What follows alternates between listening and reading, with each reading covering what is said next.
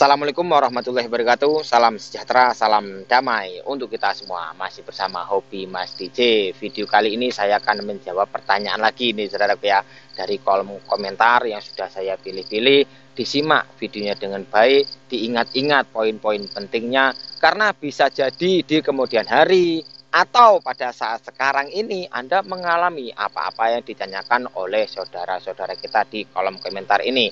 Jadi silahkan disimak videonya dengan baik-baik. Pastikan di posisi santai Anda menyimak video ini supaya akan lekas paham. Nah gitu saudara ya. Jadi langsung saja pertanyaan pertama dari saudara kita yang akunnya bernama Joko Pentil. Mas, gimana menyikapi mulut pahit berlebihan? Nah, mulut pahit berlebihan, mulut pahit, mulut panas, sendawa panas, jadi rasa tidak nyaman di area kerongkongan sampai mulut. Ini wajar dialami oleh para penderita asam lambung karena memang produksi asam lambung kita kan sedang tidak stabil. Nah, yang ditanyakan saudara kita ini kok pahit? Biasanya kan asam. Nah, jadi mengapa seperti ini? Nah, sebetulnya saudaraku ya, mulut rasa pahit ini umum dialami oleh siapa saja yang sedang sakit. Jadi mengapa seperti ini? Ya karena kan lagi sakit, karena memang belum sembuh. Gitu loh. Gini, coba Anda perhatikan sendiri, sebelum Anda terkena asam lambung, atau Anda melihat orang-orang di sekitar Anda, sanak saudara Anda, ketika mereka sakit, lebih dari 5 hari atau lebih dari seminggu, biasanya selera makan pun menurun. Nah, dalam seminggu misal sakitnya belum sembuh, dan mengonsumsi obat dari dokter, biasanya mulut pun akan terasa pahit, nafsu makan itu hilang, melihat makanan atau mencium aroma makanan itu tambah mual, bukannya nafsu makan tapi perut malah tambah tidak enak. Nah, banyak sekali yang mengalami hal seperti itu. Jadi solusinya gimana Mas?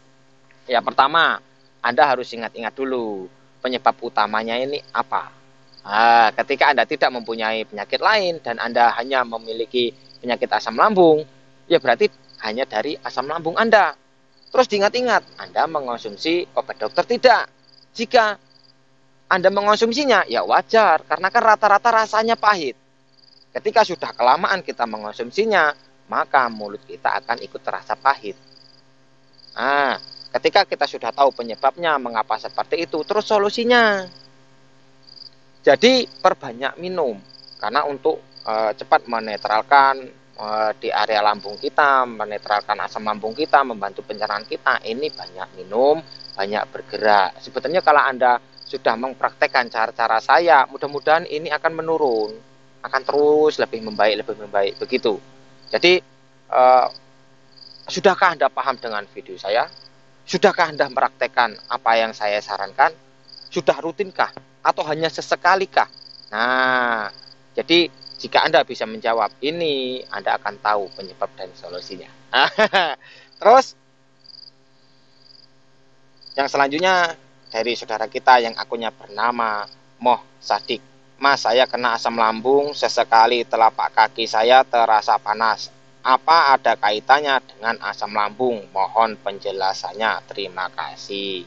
Jadi, telapak kaki, telapak tangan kadang-kadang terasa panas, ada yang terasa dingin, ada yang sering bergetar di kaki dan di tangan. Terus untuk berjalan kok kaki tidak nyaman, kadang-kadang sampai males bergerak. Nah, ini ya wajar kita alami. Nah, cuman rata-rata kan yang dirasakan dingin, ini panas. Sebetulnya sama saja, karena kan memang kita kan sedang sakit. Nutrisi yang diolah di lambung kita itu belum seberapa maksimal. Jadi solusinya gimana? Hangatkan tubuh Anda dengan cara jalan sore.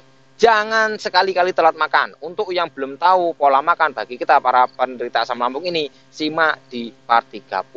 Pola makan harus benar. Ketika suhu badan kita selalu hangat, lambung kita selalu ada isinya, mudah-mudahan kaki panas atau kaki dingin ini akan terus berkurang. Nah, jadi jangan telat makan saudaraku ya, jangan biarkan lambung kita kosong, jangan pula kekenyangan. Pokoknya disimak part 30. Selanjutnya dari akun saudara kita yang bernama Wawan Tasya. Assalamualaikum. Waalaikumsalam. Mau nanya, selama aku sakit, aku jarang tidur siang, walaupun dipaksakan susah bang.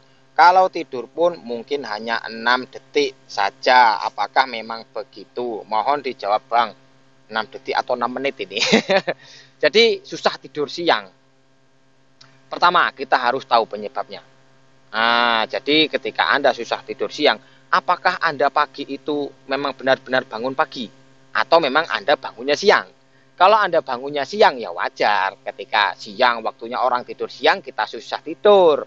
Mungkin ketika sore baru kita terasa ngantuk. Sedangkan kalau kita tidur sore, malamnya kita susah tidur. Nah, jadi diteliti sendiri dulu penyebabnya ini apa. Ketika memang Anda itu paginya memang sudah bangun pagi, terus siang Anda tetap saja sulit tidur, pastikan suasana di rumah Anda ketika Anda mau tidur itu sudah tenang, tidak banyak gangguan, tidak berisik. Pastikan Anda sudah bisa agak sedikit-sedikit lah mengontrol kecemasan Anda. Jadi ketika Anda masih terlalu cemas, ditambah suasana berisik, ditambah Anda perutnya banyak keluhan karena mungkin telat makan atau mungkin mau tidurnya dalam posisi lapar atau mungkin kekenyangan, ya wajar ketika kita ingin tidur siang kita sulit tidur. Nah, gitu saudaraku ya. Jadi perhatikan saja diri Anda harus mengetahui apa-apa yang Anda butuhkan. Nah, dengan cara simak video dari Hobi Mas DJ part demi part dan tanya jawabnya sampai paham. Diulang-ulang mana yang belum paham atau yang belum disimak. Jangan berpatokan dengan judul. Banyak sekali poin-poin penting itu yang tidak dapat saya tuliskan di judul. Nanti judulnya kepenuhan. Diklik foto saya, digeser kiri, diklik playlist. Ada cara cepat sembuh dari asam lambung dan di bawahnya tanya jawab asam lambung. Ya, silahkan Anda simak. Selanjutnya akun saudara kita yang bernama Fahmi Pasfok. Kalau minum air teh boleh nggak sih Mas? Soalnya saya orang Sunda, biasa minumnya air teh bukan air putih. Jadi air teh ini sebetulnya tidak jauh beda dengan kopi ya saudaraku ya. Sama-sama mengandung kafein. Cuman kalau kopi kan memang lebih terasa dan lebih cepat efeknya. Jadi menurut saya hindari dulu. Ketika Anda masih di fase-fase awal, keluhan Anda masih terlalu banyak, hindari dulu teh, apalagi teh manis. Tetapi saya sudah mulai membaik Mas. Nah, kalau sudah mulai membaik, boleh minum teh sesekali. Apa 4 hari sekali atau 5 hari sekali. Silahkan Anda coba dan Anda rasakan sendiri efeknya. Kalau misalnya masih ada efek ketika Anda minum teh itu, ya ditinggalkan. Karena buat apa sih minum begituan kalau memang hal itu membuat kita tambah parah, membuat sensasi di lambung kita, ya tinggalkan saja. Jadi perbanyak saja minum air putihnya. Tidak perlu hangat, tidak apa-apa. Yang penting sudah direbus dan memang matang. Air suhu ruangan lah kita minum. Yang jelas setiap hari Anda harus banyak-banyak minum. Simak di part 39. Di situ sudah saya jelaskan tata cara minum. Tetapi ketika kondisi Anda memang sudah membaik dan Anda ingin minum teh, tipsnya jangan terlalu manis. Jadi membuat teh itu manis jambu kalau bahasa saya. Jadi gulanya sedikit saja karena jika terlalu manis akan cepat menimbulkan efek di lambung kita. Terus saudara kita yang akunnya bernama Amir Suwarna Dianto. Kang, kalau minum jahe boleh enggak? Nah, ini minum jahe sebetulnya efeknya panas saudaraku ya. Jadi saya dulu pernah ketika saya masih di fase-fase awal, baru-baru agak-agak membaik. Saya kan memang orangnya ingin tahu. Saya browsing-browsing, banyak juga yang menyarankan jahe. Saya coba minum jahe dan ternyata tidak enak. Perut saya kemerucuk, langsung begah. Pokoknya sensasi itu semakin bertambah. Nah, terus kemudian ketika saya sudah mulai sembuh, ketika saya sudah mulai mencoba makanan yang digoreng, walaupun masih saya peras, pernah juga saya mengonsumsi jahe dan masih ada efek. Nah, tetapi bagi saudaraku yang memang sudah merasa sembuh ya, sudah makan patangan sudah bisa, sudah aktivitas sudah biasa, minumnya sudah banyak, jalan sore sudah rutin, boleh jika Anda ingin mencoba air jahe. Sebenarnya air jahe ini bagus untuk orang sehat. untuk mencegah sakit lambung, untuk menangkal dingin, itu untuk orang sehat. Kalau untuk kita lebih baik dihindari dulu.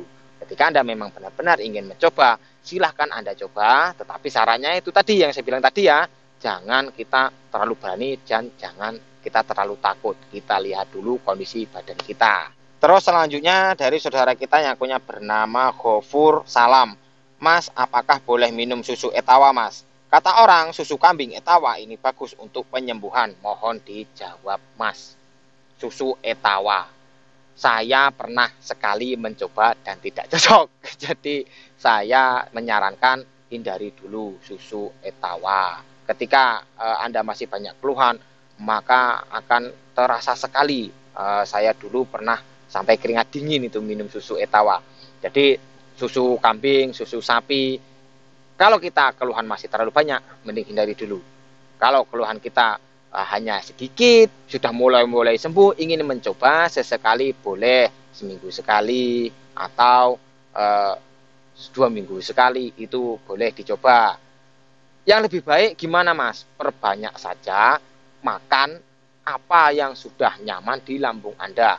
Banyak-banyakkan minum air putih supaya lambung kita terus nyaman. Karena sangat sering saya bilang, kalau kita hanya melakukan eksperimen terus ya kapan sembuhnya. Sudah merasa agak enakan, penasaran sama makanan itu, kita makan, kita sakit lagi.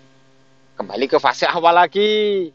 Nggak enak lagi, keluhan bertambah lagi. Sudah mulai enakan lagi, mengonsumsi apa lagi, salah lagi, sakit lagi. Lah kalau bertahun-tahun ini mau sampai kapan? Nah gitu loh. Jadi jangan kita itu terus menyiksa badan kita, pahamilah diri kita, simak terus video-video dari Hobi Mas DJ, dan yang belum subscribe tadi ya, pastikan sudah subscribe di like videonya. Oke saudaraku, menjawab pertanyaan ini belum selesai ya, tunggu next video, silahkan Anda aktifkan loncengnya. Jika ada salah ucap, salah kata saya mohon maaf, jika ada benarnya itu datangnya dari yang kuasa untuk Anda. Mudah-mudahan kita semua segera sembuh berjamaah, bisa hidup normal kembali. Amin ya rabbal alamin. Saya akhiri, assalamualaikum warahmatullahi wabarakatuh. Salam damai.